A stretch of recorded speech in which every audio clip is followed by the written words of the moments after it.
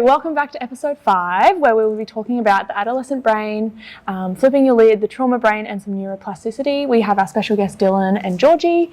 I'll hand it over to them to introduce themselves. Hi, I'm Georgie. I work for the Centre for Women Co and work with children and young people. Hi, I'm Dylan. I'm a psychologist and I work at the Aboriginal and Torres Strait Islander Community Health Service at Logan. And at Acora's Psychology Services in Kedron. Cool. Awesome. Amazing. All right, let's get into the questions. Yes. So the first question we have for you guys is, can you talk to us a little bit about the changes going on in the adolescent and young person's brain? For example, cortex shutting down for renovations. Yeah, so I think to start with, we might just have a quick look at the parts of the brain. So I like to use the hand model because it's the most simple way to think of the brain. So thinking of your wrist and this part of your hand as your brain stem. So that's like your survival part of your brain.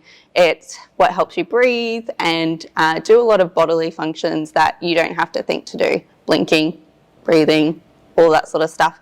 Then this part of the brain, which is the thumb, is like your limbic system, which is where your emotions and memories part sits. And over the top goes the cortex, which is your thinking brain, so where you do your learning, your reasoning, and all of that. So when you're a child, your brain is like a sponge. You just take in every piece of information. You are just engaging with the world to learn. And then there's like a really big change in adolescence. Did you want to talk a bit about that, Dylan? The change in adolescence? Yeah. So during adolescence, I guess by the time that adolescence starts, these regions of the brain that was referred to before, like the limbic system, the emotional centre of the brain, that part of the brain, as well as the parts of the brain responsible for like pleasure seeking and the reward pathways in the brain, they've already developed pretty well by the start of adolescence. And then when adolescence starts, I guess there's this remodelling that sort of happens in more of the cortex of the brain, I guess on the outside. And what happens there, it sort of starts at the back of the brain and then sort of works its way to the front. And it finishes at this part of the brain at the front, which can be sort of represented by like the front of your fingers here, which is called the prefrontal cortex. And that's the part of your brain that's responsible for problem solving and decision making and like planning ahead, thinking about consequences, self-control, that sort of thing. So it's like, I guess during adolescence there's a bit of a mismatch, I guess, between the emotional and the reward sort of centres of the brain, and the part of the brain that's probably responsible for controlling behaviour. And so what can happen is when young people make decisions or behave in certain ways, sometimes it can be more from that emotional centre of the brain because the part of their brain that's responsible for, I guess, problem solving and thinking ahead hasn't developed as much as, say, an adult, which is why you probably see more like risk-taking sort of behaviour in young people and trying out new things, exploring different things. Cool. Awesome. When you say adolescents and teens and adults, do you have a specific age or is it very different for different people? Yeah, so I think with, if we're referring to like young people, for example, I guess from like 12 until 25, that sort of age range, I guess one way to think of it is with the prefrontal cortex, that part of the brain that is still sort of in that remodelling phase throughout adolescence. That process of being sort of developed finishes around like 25, sort of in that mid-20s. I guess maybe that age range from 12 to 25 maybe reflects when that sort of process finishes, I guess, with brain development. Yeah. I think just to expand on the remodelling is to understand what's actually happening. So the pathways are like your learnings, and through the remodel, the brain actually gets, it erases the weak pathways that are in your brain to help you become more passionate and specialise in certain areas. So those pathways that are weaker, that you might not use as often, they sort of get erased and go away, but then the ones that you're using all the time, so say if you're really into sports or music or something like that, they become stronger and they start to fire off faster as well. So it's really cool because you go from wanting to, you know, having lots of little bits of information to then like really specializing and becoming passionate about certain things as well. Yeah, I really like that. We'll move on to question 2, which is what are some impacts of trauma and difficult or adverse experiences for young people's brains? Or on the young people's brains, sorry. Yeah, so I guess so far today we've talked about a few different brain structures, and that whole hand model of having like the emotional centre there in the brain and then the cortex sort of over the top. So what can happen with when a young person experiences trauma, or I guess anyone who experiences trauma in their lives, is the emotional centres of the brain can become a bit more hypersensitive to threats or triggers sort of in the environment. If someone experienced some sort of trauma in their life, any sort of situation or person or place that might remind them of that trauma, and it could even just be like could be anything related to the senses. It could be something that they see or something they, if they're touched in a certain way, or a smell, or anything that sort of triggers them back to that time can be enough to, I guess, trigger that same response that they had at the time of the trauma, this fight or flight sort of response. Would you be able to talk a bit about that fight or flight response, just so? Yeah, so know? I guess that is part of our survival, is to have these 3 responses. So when we talk about flight, we talk about like run away, get out of there, like your body's letting you know that you're in danger. Then we've got fight, which is like, I don't know, step up to whatever the danger is, face it, deal with it right then and there. And then we've got freeze, which is a really interesting one because it's basically your body just stops, and because you're not thinking properly, your body just sort of goes limp and you can't do anything. And I guess some people would call that going into like a submissive mode, and you just are not sure really what's going on in your surroundings, and you're not thinking straight, you're not reasoning or problem solving to figure out how to get away from that danger. So we've got those responses there to help us just act rather than thinking. So the way, and I love the like little picture that I always see when I think of it, like if there's a bear standing there, you're not going to like stand and be like, is it a brown bear? Is it a black bear? Like, maybe it'll be friendly. I don't know. Your body's like going to go into like automatic and be like, get out of there, leg it, just go. So yeah, it's really interesting that your body can do things without you even having to think about it. But as Dylan was saying, with young people, anyone that's experienced trauma, that response might become a bit more touch sensitive. So you might feel like you're in danger even though you're actually somewhere safe. So for some young people, a noise at school or something might trigger that response for them, and they will have an emotional reaction. The other part of it is that they find it maybe harder to turn off that alert system and to let their body know that they're safe. So for someone that hasn't experienced, you know, the ongoing traumas, they will know how to let their body know that they're safe and that they're okay.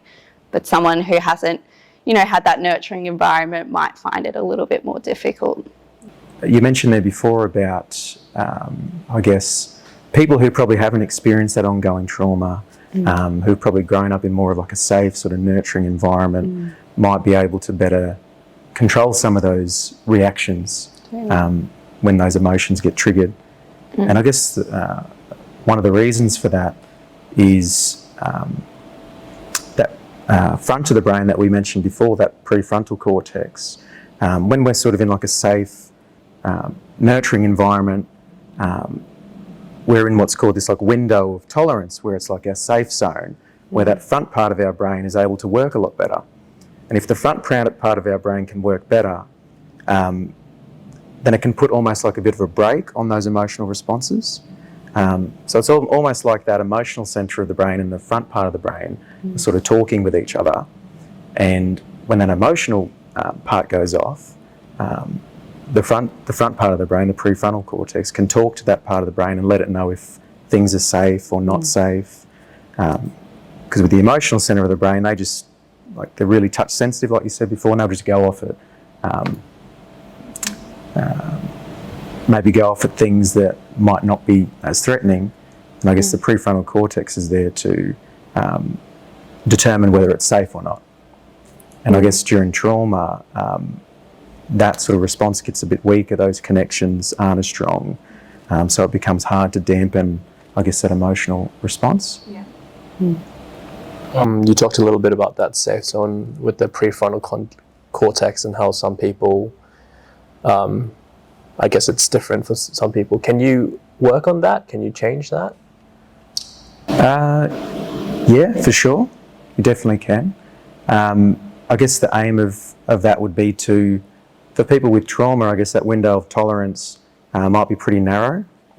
So I guess through therapy or learning different sort of techniques around like regulating your emotions, they might be breathing techniques or different sort of movement techniques, or even singing or dancing or anything that sort of calms your emotions or maybe brings you down from that fight or flight response. Over time you can start to sort of expand that window of tolerance. And then the larger that window is, I guess the more capable you are of, I guess, putting a brake on those emotional responses if you get triggered by something, I guess. Yeah. I guess the other part of that, which I always like to let children and young people know, is that it's also about creating safe and trusting relationships with other people, because the connection with other people can help us with our regulation. And it doesn't matter if you didn't have that at the start of your life, it's any of those connections and strong connections that you build throughout your life. So if you might find that, you know, your fight, freeze response is lower here, or your window of tolerance is lower here, it can increase, and it is by practicing things to help you regulate, like what Dylan said, as well as those connections to other people and safe people as well. Yeah. Cool, that's very interesting. So we hear the phrase flipping your lid get thrown out a lot. Can you help us explain that concept a bit more? Yeah, so I guess going back to the hand, this is the trusty. You love that today. Yeah. So you could almost think of it as these top four fingers, I guess, which represent this, the cortex, like the outside of the brain. Then you've got the thumb representing the emotional sort of centre, the limbic system of the brain. You could almost think of these top four fingers almost like a lid that goes over, I guess, the emotional part of the brain. And when we're feeling safe and we're in like a comfortable environment, our brains are normally sort of functioning like that, where our emotions are sort of under control and we feel pretty safe.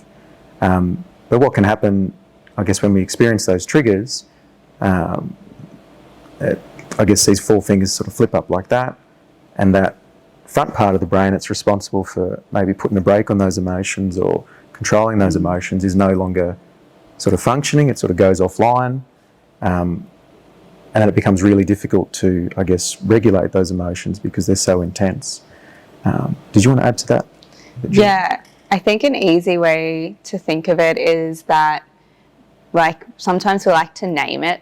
So, like, it's really hard to think in those moments when you're having those really big feelings. They might come out as all sorts of feelings. It doesn't mean that you're feeling angry. It just means that you're having a really big feeling and that you might not be able to fully articulate it in that time.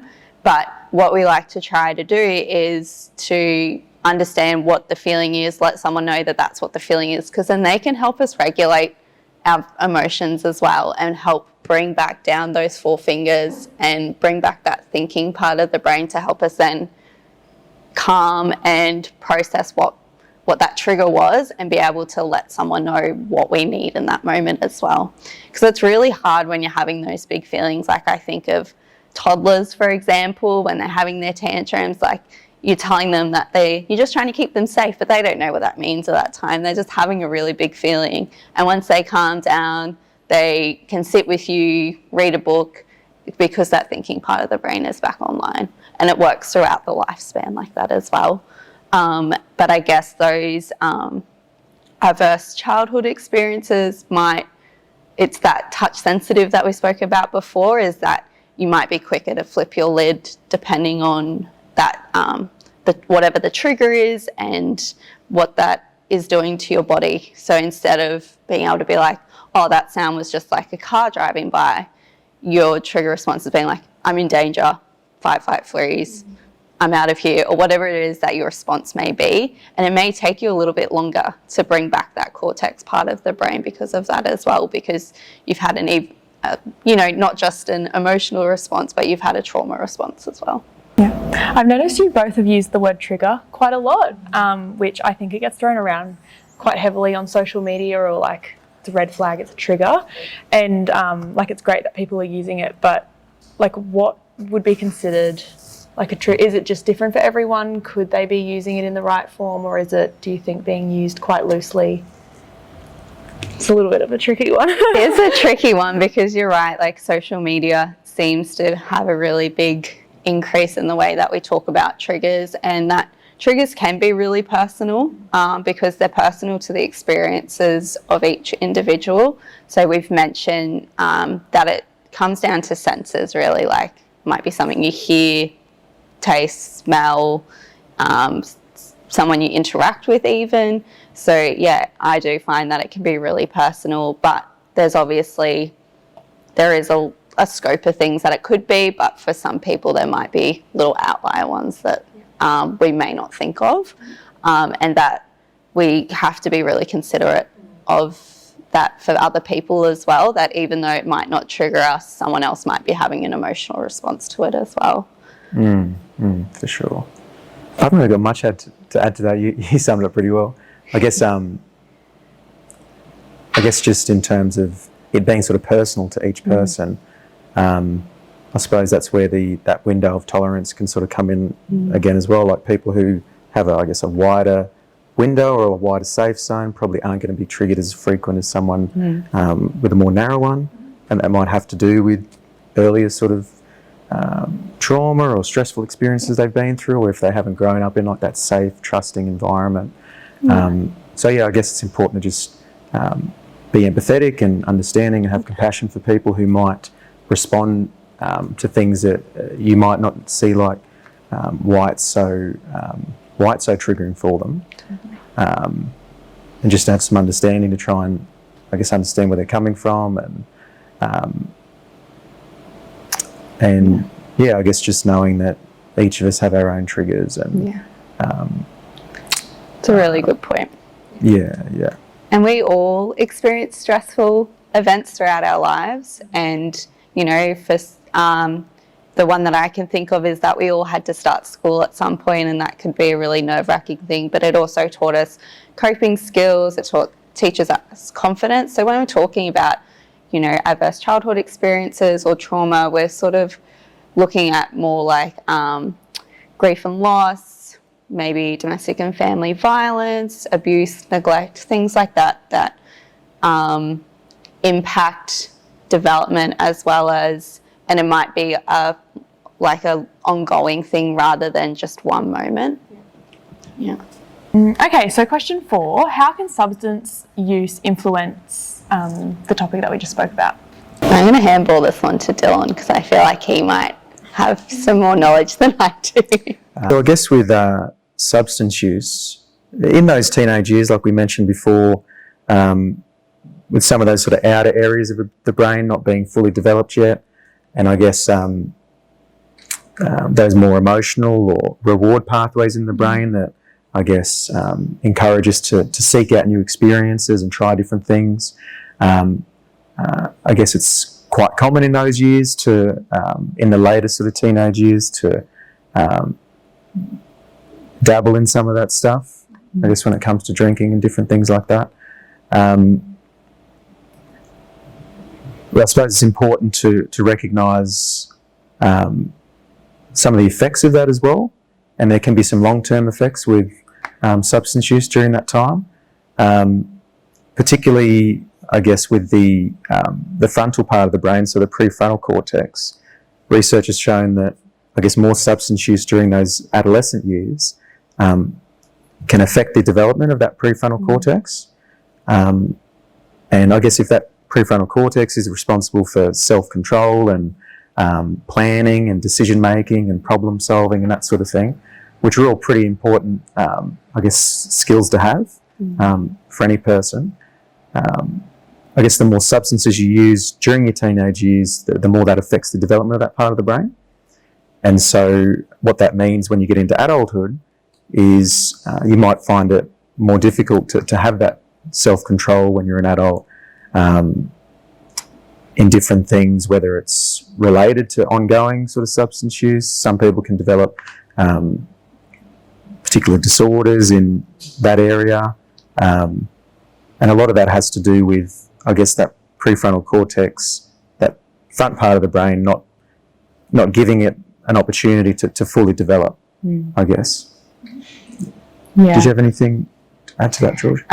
When I think of brain development and the impact that substance use may have, is that substance use it sort of nearly takes away your ability to think clearly, to problem solve and rationale. So that's why we do see an increase in injuries, fights, all of that sort of stuff, because you're nearly working from the emotional part of the brain, because it sort of acts automatically rather than your thinking part of the brain, which you actually it needs to be clear to actually work properly. So if you're adding substance use to, like, on top of that, your impulse is maybe a bit quicker to trigger. So you might, I don't know, go get a tattoo, for example, without even thinking about it, and wake up the next day and be like, why did I do that? And that's because your thinking brain just isn't working the same at that point. So substance use it really debilitates your ability to use your brain to its full capacity, and especially if you've already had adverse life experiences as well, that it's sort of like you're just sort of adding more on top of it, which then, as Dylan said, can impact your brain development throughout the lifespan, as well as end up with other problems as well. So it can be really tricky, because the impulse is also there to try new things and to connect with your peers. And unfortunately, in our Australian culture especially, using, drinking and dabbling and other things is really normal. So it is always worth considering before you do something, what the impact might be. For sure.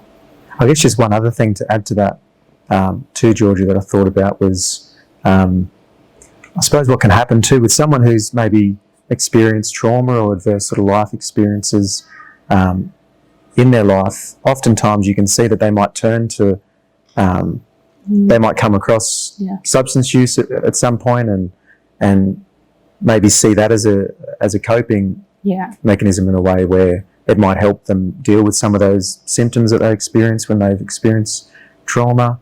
And I guess it's important to, be aware of that and what sort of consequences can come from that, because it can create a bit of a vicious cycle where it's like you have this trauma and you experience these intense emotions, and you might go to substances to cope with it, and then that affects your brain development, which makes it even more hard to cope with it. So you might drink even more or use more drugs. So it sort of creates a bit of a vicious cycle that I think is just important to be aware of, I guess, when you're making those decisions as a young person.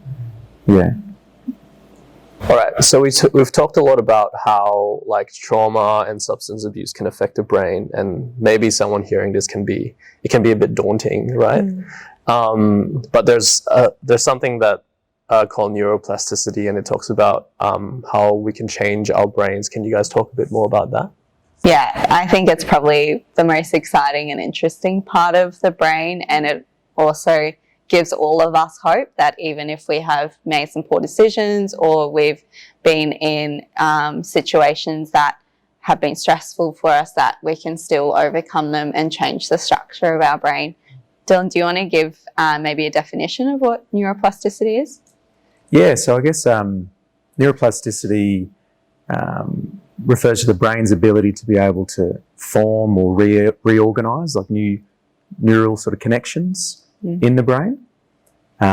So, for example, if someone experienced some sort of brain injury, for example, that maybe led to some neurons being damaged in the brain, and maybe they don't work as well anymore. What research has found is there might be neurons around that sort of damaged part that then start to take on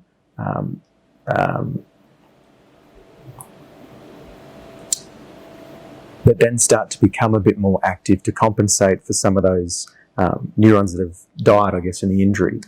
And I guess in another area you can see neuroplasticity is, I guess, learning new skills or learning new behaviours. For example, say if you wanted to learn like an instrument, like you wanted to play guitar for the first time, like to start off with, it's going to be a bit of a struggle because those, I guess, pathways in the brain haven't really been connected that well yet. But the more you sort of do that activity and repeat it over time, it starts to become a bit more of like a strengthened sort of pathway in the brain, where that skill becomes a lot more easier and automatic over time. And I guess that can be important. It can be hopeful, like Georgie said before there, when it comes to, I guess, people who have experienced trauma or have maybe had some issues with substance use in the past. And yeah, Georgie, do you have anything to mention about how, I guess, neuroplasticity can help these people who have... Yeah, so I guess like what you mentioned with someone who's experienced a head trauma, any sort of life trauma may turn off different parts of your brain. However, getting out and experiencing new things, like learning an instrument, playing a sport, you know, finding those passions can help fire off those neurons again and maybe reactivate the part of your brain that has shut down because of your trauma. It could also look like, you know, going out and seeking help to work through the trauma, because what you're doing is you're weakening those really strong pathways that you've created from the adverse experiences. And what you're doing is like working to break them down more, erase them, and bring in these new neural pathways for new experiences that are going to overtake what those other ones were.